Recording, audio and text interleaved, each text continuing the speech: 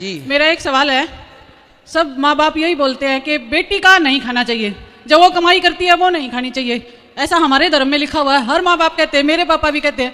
फिर हमारा पालन पोषण भी हमारे माता पिता ही करते हैं, तो क्यों नहीं खा सकते वो हमारा कमाया हुआ? मजबूरी हो तो खा सकते हैं। जैसे आपका भाई नहीं है या है तो सेवा नहीं करता और आप तैयार हैं माँ बाप की सेवा करने को, और माँ का बुढ़ापा है, आपकी सास को, आपके ससुर को, आपके पति को कोई प्रॉब्लम नहीं है, तो आप सेवा कर सकती हैं, बेटी कर सकती है। जहाँ भाई है, भाई जिम्मेदारी सबकी अलग अलग है ना। पत्नी की जिम्मेदारी अलग है, पति की अलग है, बेटे की जिम्मेदारी अलग है, बाप की जिम्मेदारी अलग है। उसी तरह पिता की जिम्मेदारी अलग है, बेटी की अलग है। बेटी का कन्यादान होता है, बेटे का कन्यादान नहीं होता।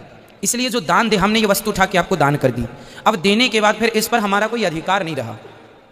ये दान का सिद्धांत है। कहते हैं दान एक हाथ से दो तो दूसरे को पता ना लगे, तो दान होता है कन्यादान। मैंने किसी की डिबेट सुनी तो उसने कहा कि अरे कन्या भी कोई दान करने की चीज़ है बोले कन्या क्यों दान होती है?